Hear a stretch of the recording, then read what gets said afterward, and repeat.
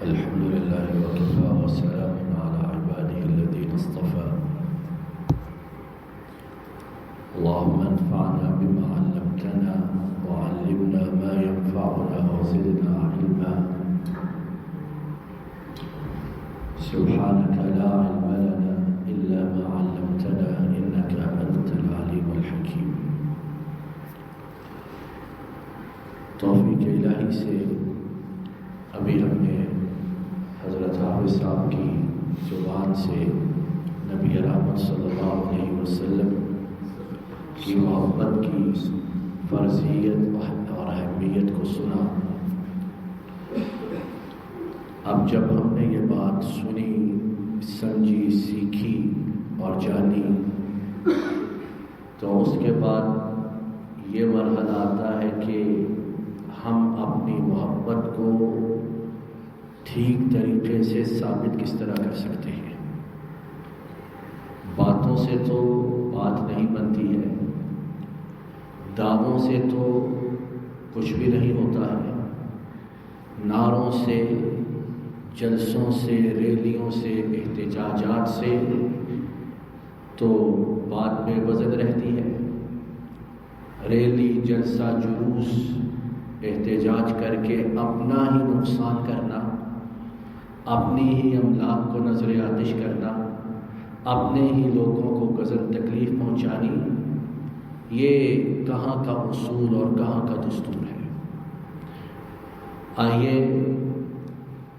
نبی رحمت صلی اللہ علیہ وسلم کہ وہ تربیت یافتہ صحابہ کہ جن کی نیتوں کے اخلاص کی گواہی خالق و مالک نے دی ہے، اور جن کے ایمان کو پیمانہ، معیار، ترازو قرار دیا گیا ہے، ان کی مبارک سیرتوں میں، ان کی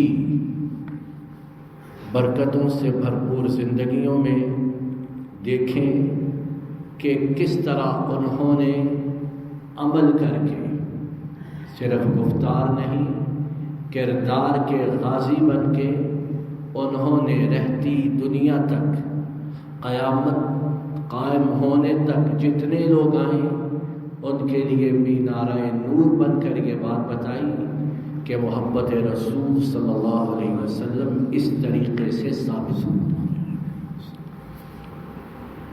پہلی علامت، پہلی نشانی، پہلا استعارہ جو نبی رحمت صلی اللہ علیہ وسلم کی محبت، ان سے عقیدت، ان کی الفت، ان سے انسیت اور مودت پر دلالت کرتا ہے، وہ یہ کہ آپ صلی اللہ علیہ وسلم پر اپنی جان، مال، اولاد اور ہر چیز قربان کر دینے کا جذبہ، ولولہ، لگن بدرجہ اتم موجود ہو.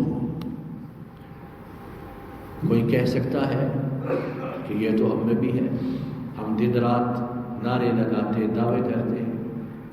نہیں، حضرات صحابہ نے ان حالات میں یہ چیز ثابت کی جب بڑے بڑے سورما میدان چھوڑ کر بھاگ جاتے، کپ کپا جاتے، ڈگمگا جاتے، ورغلائے جاتے، لیکن انہوں نے توفیق الہی سے یہ ثابت کیا کہ جب تک یہ خاصیت، یہ صلاحیت، یہ اہلیت، یہ فطرت، یہ جبلت، یہ طبیعت انسان میں موجود نہ ہو، محبت رسول کے سارے دعوے ہوا ہیں.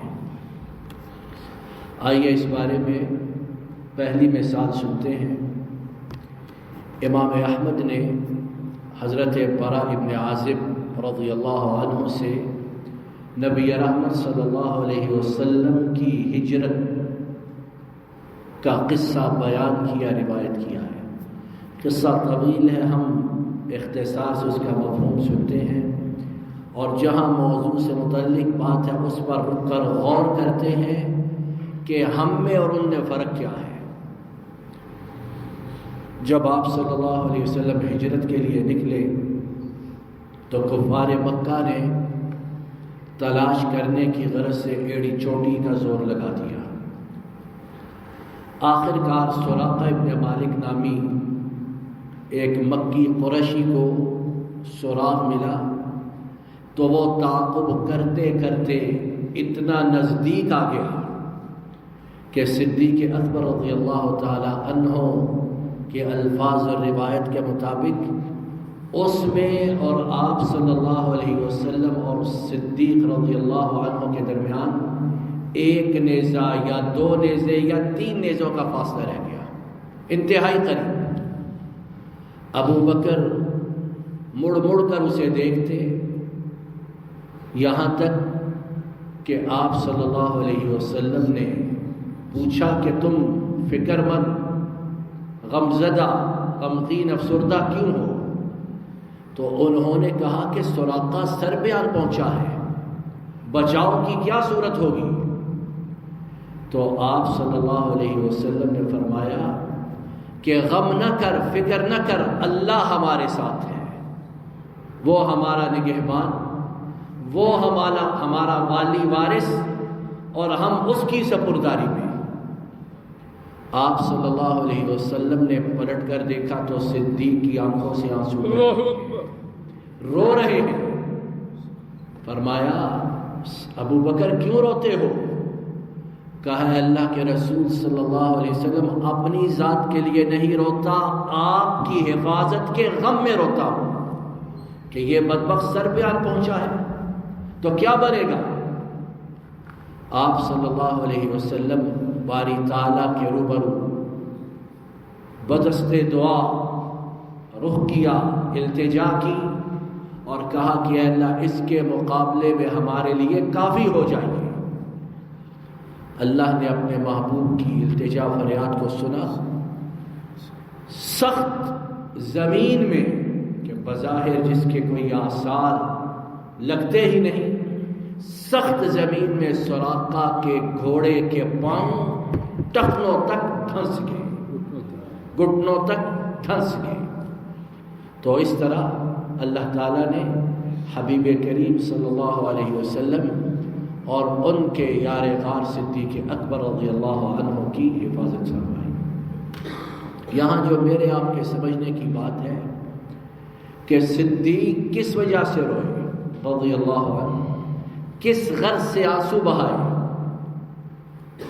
اس غرض سے، اور اللہ نے سچ ان کے منہ سے نکلوایا، اور نبی رحمت صلی اللہ علیہ وسلم نے خاموشی سے اپنے طور اتوار سے اس کی تصدیق کی کہ رو رہے ہیں اس لیے کہ آپ صلی اللہ علیہ وسلم کی جان کو خطرہ محسوس کرتے ہیں۔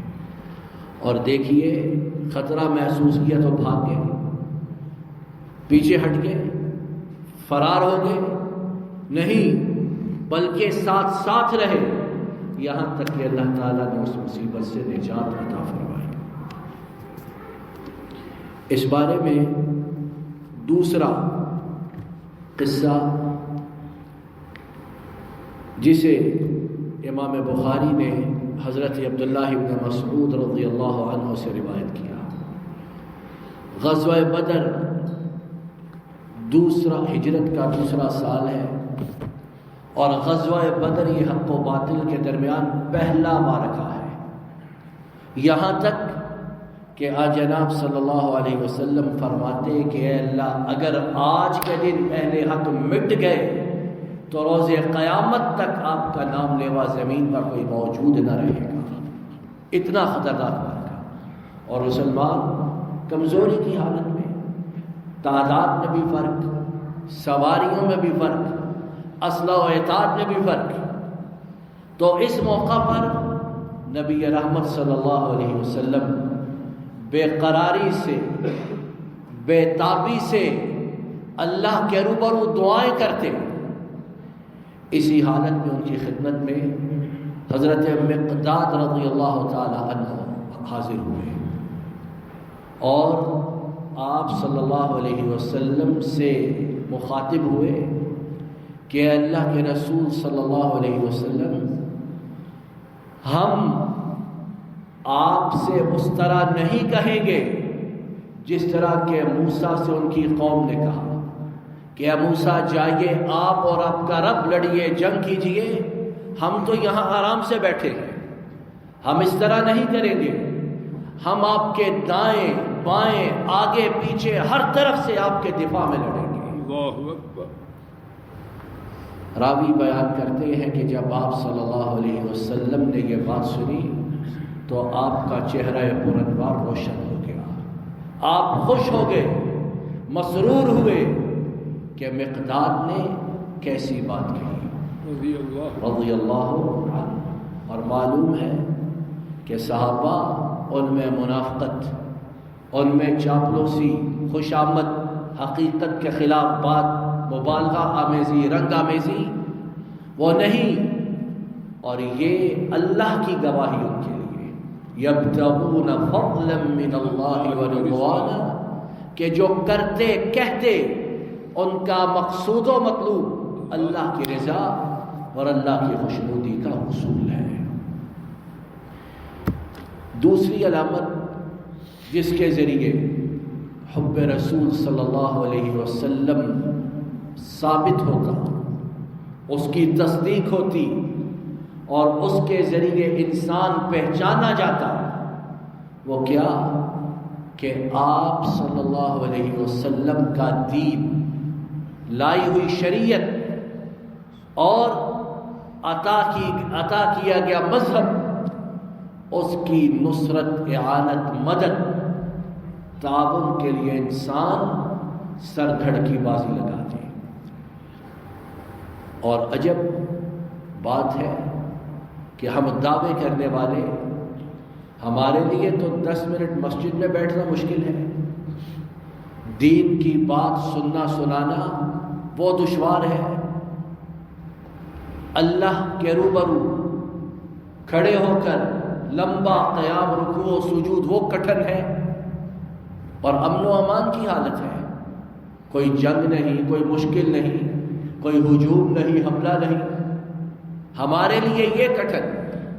اور ذرا ان کی مبارک زندگیوں پر نظر دوڑائیے کہ انہوں نے اس دین کے لیے، اس شریعت کے لیے کس طرح دیوانہ وار اپنی جانوں کو مارا، اور اسی لیے پھر اللہ نے انہیں رہتی دنیا تک لوگوں کے لیے ہدایت کا معیار بنایا، مینارہ نور بنایا، ان کی محبت کو ایمان کا جز اور ان کے بغض کو نفاق اس کی علامت قرار دیا۔ اس بارے میں، اس دوسری علامت کے بارے میں کہ آپ کی شریعت، دین کے دفاع کے لیے سب کچھ لگا دیا جائے اور کوئی کسر اٹھا نہ رکھی جائے، امام طبرانی نے، توجہ کیجئے، امام طبرانی نے حضرت براء ابن عازب رضی اللہ عنہ کا قصہ بیان کیا کہ وہ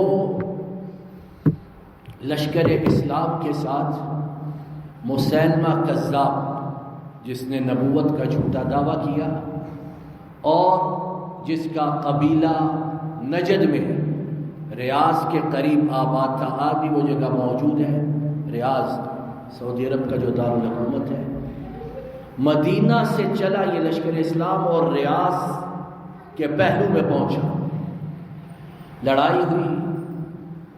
مختصر مفہوم یہ، راوی بیان کرتے ہیں کہ مسلمانوں نے ہولناک لڑائی ہوئی، ہزاروں کی تعداد میں لوگ طرفین سے کام آئے۔ اس مسیلمہ کذاب کا ایک باغ تھا جسے بعد میں حدیقۃ الموت کا نام دیا گیا، موت کا باغ، کہ اس قدر اس باغ میں لڑائی کے دوران قتل و غارت ہوئی کہ کشتوں کے پشتے لگ گئے، خون کی ندیاں بہنے لگیں، اور آج بھی اس باغ کی شکستہ دیواریں موجود ہیں۔ مسلمانوں نے اس زور کا حملہ کیا کہ مسیلمہ کے پیروکاروں کو باغ کے اندر دھکیل دیا، انہوں نے باغ میں داخل ہو کر دروازہ بند کر دیا۔ اب دروازہ بند ہے، دیواریں موجود بلند ہیں، اندر جانے کی کوئی سبیل نہیں، صحابی رسول رضی اللہ عنہ حضرت برا رضی اللہ عنہ، انہوں نے مسلمانوں سے کہا تم اس طرح کرو، دیوار کے اوپر سے اٹھا کر مجھے باغ میں پھینکو۔ اللہ اکبر۔ کہنا آسان ہے، کرسی پہ بیٹھ کے، قالین پہ بیٹھ کے سننا بھی آسان ہے، لیکن ہزاروں کا ہجوم اندر اور خون کی ندیاں بہہ رہی، اور وہ کہتے ہیں کہ مجھے اٹھاؤ، دیوار پہ چڑھاؤ اور اندر پھینک دو، تاکہ اندر میں لڑ کے کسی بھی طریقے سے تمہارے لیے دروازہ کھول سکوں۔ اللہ اکبر۔ کہا گیا برا کیا کرتے ہو، کیا کہتے ہو، ناممکن سی بات کر رہے ہو، تمہیں کس طرح اندر پھینکتے ہیں؟ انہوں نے کہا اللہ کی قسم تم لوگ مجھے ضرور اندر پھینکو گے، کوئی چارہ کار نہیں۔ مسلمانوں نے ان کی بات مانی، اٹھایا، دیوار پہ چڑھایا اور باغ کے اندر دھکیل دیا۔ نیچے اترے، اندر پتہ نہیں کتنا ہجوم تھا، اللہ نے فضل و رحمت کی، لڑتے بھڑتے ہوئے ان سے باغ کے دروازے تک پہنچے اور اندر سے دروازہ کھول دیا۔ اللہ تعالیٰ نے مسلمانوں کو داخلے کی توفیق دی، اور انتہائی شدید لڑائی کے بعد مسیلمہ کذاب بھی مسلمانوں کے ہاتھوں ہلاک و تباہ ہوا، اور انہیں اس کے لشکر کو بھی شکستیں فاش ہوئی۔ تو اپنی جان جو انسان کو سب سے بڑھ کر عزیز، اس کی پرواہ وہ بھی نہیں کہ دین بلند ہو، شریعت کا بول بالا ہو، مذہب اس کا پرچم لہرائے، اور اس کے جو دشمن ہیں وہ ذلیل و رسوا ہوں اور شکستیں فاش کھا جائیں۔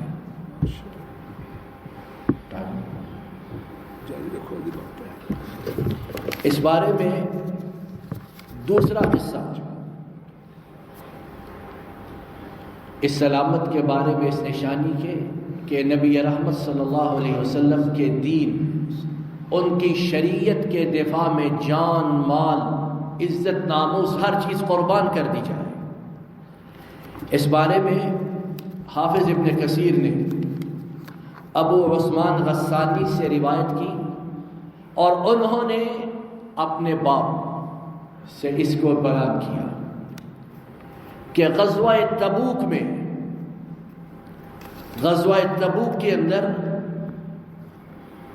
ابو جہل کے بیٹے اکرمہ رضی اللہ عنہ، دیکھیے باری تعالیٰ نے جس کی قسمت بدلنی ہو، ابو جہل باپ کون اور بیٹا صحابی رسول رضی اللہ عنہ۔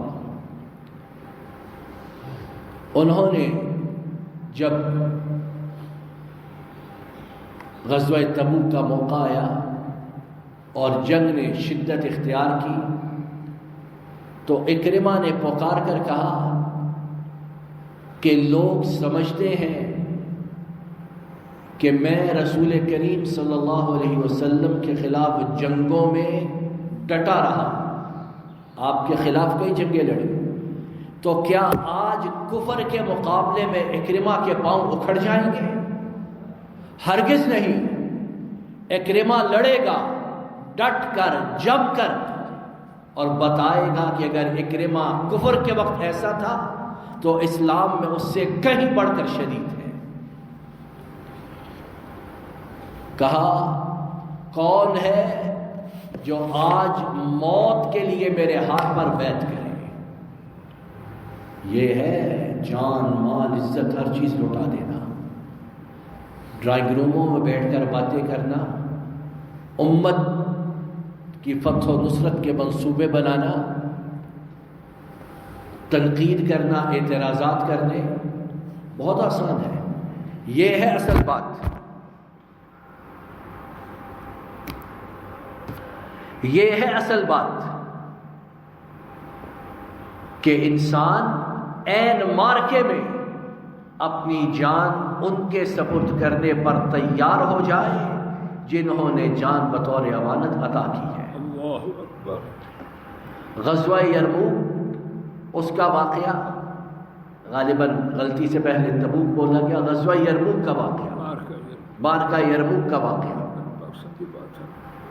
اور آن جناب صلی اللہ علیہ وسلم کی وفات کے بعد کا واقعہ 15 ہجری میں. اب انہوں نے کہا کہ کون ہے جو میرے ہاتھ پر موت کی بیعت کرے؟ 400 جانباز اپنی جان مال اہل و عیال کی پرواہ نہ کرتے ہوئے ان کے ہاتھ پر موت کی بیعت کرتے ہیں. 400. اگر ہم اپنے ایمانوں کا حال دیکھیں تو چاہے 4 بھی نہ ملے. ہماری جو کیفیت ہے شاید 4 بھی نہ ملے. وہاں 400 نے بیعت کی. اور بیعت کرنے والوں میں اکرمہ کے چچا ابو جہل کے بھائی حارث ابن ہشام بھی شامل ہیں. ضرار ابن ازور وہ بھی شامل ہیں. راوی بیان کرتا ہے کہ خالد ابن ولید کے خیمے کے سامنے ان 400 نے موت کے لیے ان کے ہاتھ پہ بیعت کر کے اتنی شدید جنگ کی کہ یکے بعد دیگرے اللہ کے ہاں پہنچتے گئے. یہاں تک کہ باری تعالیٰ نے مسلمانوں کو اپنی توفیق سے اور اپنے فضل سے فتح و نصرت سے نواز دیا. کیا معلوم ہوا کہ جو اس دین کو سر بلند کرنا چاہے یا دیکھنا چاہے، اس شریعت کو اعلیٰ و عرفہ دیکھنا چاہے، صرف باتوں سے بات نہیں بنتی، صرف دعو و نعروں سے کچھ نہیں ہوتا، بلکہ اس کے لیے یہ طرز عمل اختیار کرنا پڑے گا، کرنا ہوگا. جس طرح کا طرز عمل انہوں نے اختیار کیا جن کی تعریف و توصیف باری تعالیٰ نے کلام پاک میں بارہا فرمائی ہے. باری تعالیٰ اپنے فضل و کرم سے ہمیں انہی پاک باز ہستیوں کے نقش قدم پر چلنے کی توفیق عطا فرمائے. صلی اللہ علیہ نبینا محمد